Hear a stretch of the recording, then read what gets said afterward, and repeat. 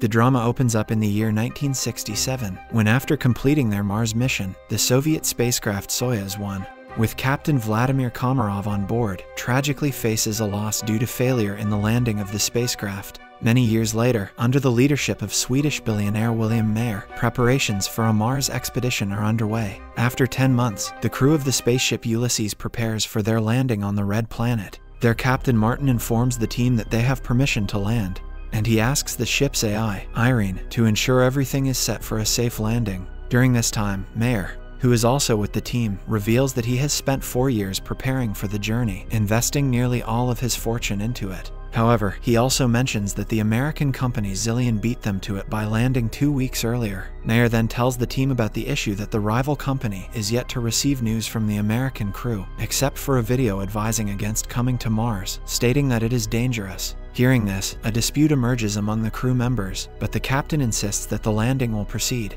Mayer also takes note of the behavioral change among the crew members with the therapist on board, Jean. With 30 minutes left until landing, AI Irene begins preparations as the crew disperses to their cabins. In the next scene, the entire crew prepares to detach the ship from the carrier. However, an unexpected incident unfolds as the spaceship fails to detach, putting the entire crew in jeopardy. The only solution is to manually perform the separation. To solve the problem, Commander Martin embarks into space and decides to work on it manually. Fortunately, he frees the attachments, but to his bad luck, during this critical moment, the shuttle enters Mars's atmosphere. As soon as it happens, the force ejects the captain into open space with no hopes of rescue. The shuttle also nearly crashes onto Mars due to a system error causing a power outage. With no other option, the crew must rely on manual landing. Due to a sudden system malfunction, AI Irene goes into sleep mode, providing no assistance in landing. Despite all the challenges, the astronauts successfully land on Mars manually. They achieve their goal of safe landing, but their fuel and battery get depleted. Irene also remains dormant without the onboard computer and life support system. Facing a limited time frame for survival, crew member Alessandra mourns her deceased husband, Martin. To her surprise, while gazing through the window, she spots a figure in space wearing a suit. Later, the crew gathers, and upon diagnosing the ship, it becomes evident that excessive fuel was consumed during the landing, leaving the ship unable to return to orbit and back to Earth. The crew's only choice is to wait for the solar panels on their spaceship to activate the generators and recharge the whole system. But a storm on the surface of Mars is causing a delay, taking 2 days to charge the batteries. Sadly, they do not have such a long time and have supplies left for only 24 hours. With time running out, Simon suggests exploring the possibility of the American ship Zeta 1, which landed 2 weeks earlier. Though it likely crashed, there might be batteries left. Following this, while some remain on the ship attempting to restart the system, astronaut Simon along with Jean and Eva set out to find another spaceship and get the spare batteries. Meanwhile, engineer Basil recalls an energy-saving function of the AI. He initiates a reboot, but unfortunately, Irene doesn't start up. Soon, the rover embarks on a journey to locate the wreckage of the American spacecraft. After hours of searching, the rover discovers the wreckage of Z1 along with a surviving solar panel, but there's no sign of the American crew. Adding to it, the crew members also do not find any batteries or useful items. Later, while on their way back to the spaceship, the astronauts spot an unconscious person in a spacesuit. Despite their ship having low oxygen levels, Jean insists on bringing the person aboard. Nearby, they also find the black box from the crashed American spacecraft. Upon returning to their ship, Yan refuses to allow them entry, arguing that having 4 survivors is better than 8 corpses. Alessandra attempts to persuade him to open the doors, but he does not listen to her. Suddenly, the discovered astronaut regains consciousness, and to everyone's surprise, AI Irene also activates at the same time and opens the doors, allowing everyone to get inside the spaceship. Upon further examination, the found astronaut, Vladimir Komarov, a Soviet cosmonaut born in 1927 in Moscow, expresses ignorance about the American crew, carrying out orders from the USSR government. He doesn't know how he ended up in this situation, but remains unwilling to disclose any secrets. In the next scene, Komarov confidently answers questions consistent with his time, sparking suspicion that he may be dealing with post-traumatic stress disorder. The astronauts decide to send a message to Earth, receiving a response from the American corporation Zillion, claiming there were no Russians in their mission. This revelation raises concerns among the crew of the Ulysses spaceship.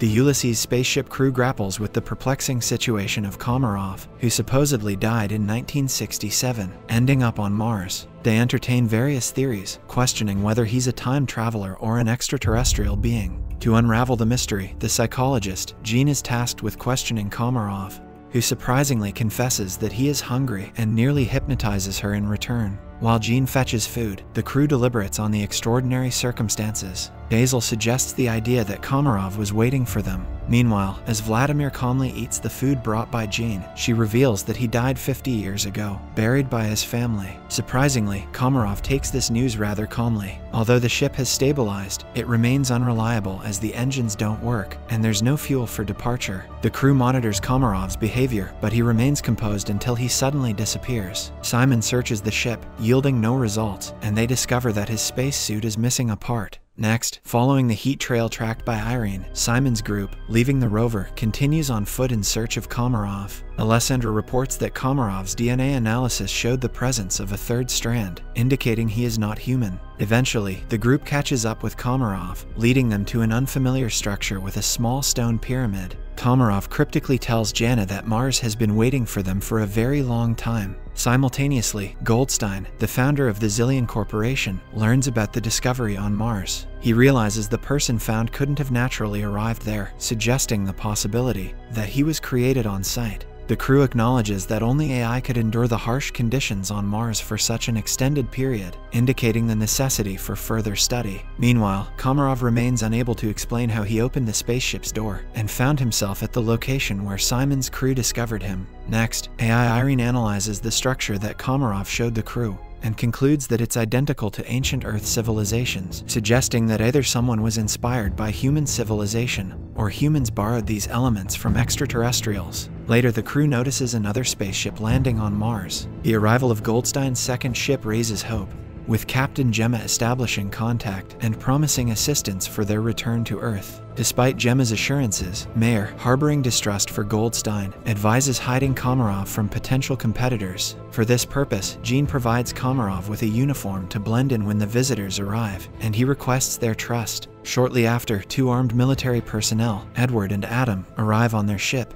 displaying aggressive behavior. As soon as he enters the cabin, Edward demands the surrender of the black box from the Zeta-1 ship. Without agreement, he orders his partner to search the ship. Reluctantly, Mayer hands over the black box, and Edward and his partner depart. Meanwhile, chemist Eva reports that the stone found on Mars is made of an alloy not present on Earth. Known as orichalcum in ancient sources, it contains copper, zinc, nickel, iron, and a third strand of DNA similar to Komarov's. Listening to her, Mayer warns that if Goldstein discovers this, he may take Komarov back. The crew becomes divided, some willing to exchange Komarov for fuel, while others want to stay and uncover the truth. On the other hand, Jean invites Vladimir into her cabin and seeks permission to use hypnosis, which he agrees to. The psychologist begins her work, and the rest of the crew listens to the conversation via transmission. However, Komarov only shares the final moments he spent in a Russian spaceship before its tragic end. Later, Gemma and Alan make their way to the ship and extend apologies for the military's actions. They express their willingness to assist in fixing any malfunctions on board. During this time, Jean reflects on her earlier conversation with Komarov, who sorrowfully contemplates the future of Earth, attributing it to humanity's irresponsible behavior. A revelation unfolds as it becomes known that the billionaire Mayer had a more profound purpose behind the flight. 4 years prior, the rover sent a photo to Earth depicting the discovered stone with unknown DNA. Mayer openly confesses to this significant discovery. Right then, Gemma sheds light on the stone, explaining it serves as an information storage system that can be rewritten. The impact of this revelation prompts AI Irene to activate and decipher the message on the stone, revealing a sequence of numbers. Meanwhile, Yan, grappling with uncertainty, decides to lead a mutiny. Fueled by distrust, he questions Mayer's credibility. Initially warned about Zillion, Yan now sees the Americans extending help, causing him to doubt Mayer's intentions. He then realizes that Mayer had concealed the true purpose of the flight, and contemplates switching sides at this critical juncture. In the following scene, Basil informs Mayer that he has successfully deciphered the copy of the black box, revealing footage from the Zeta-1 ship. The footage shows Komarov on the ship, with the oxygen intentionally turned off by the American astronauts when they assaulted him. Basil notes that the lander's AI, Irene, also activated when Komarov awakened, indicating a non-coincidental connection. He points out that Komarov's DNA suggests a hybrid of human and AI elements, granting him control over AI systems. Following this, Mayer then reveals to Jean that years ago, rovers and satellites captured images and radiation signals from certain parts of Mars. When these radiations were overlaid on the images, a face was unveiled, Jean's face. This revelation explains Mayer's specific request for Jean to be the psychologist on the mission. The latter is shocked and has a flashback of Komarov hypnotizing her, emphasizing that she is the link between Earth and Mars. Komarov then provides Jean with coordinates on Mars where she needs to be. Simultaneously, Goldstein learns about Komarov's unique nature as a biological computer. There's a possibility of transferring Goldstein's brain into Komarov's body, although the preservation of his personality after the transfer remains uncertain.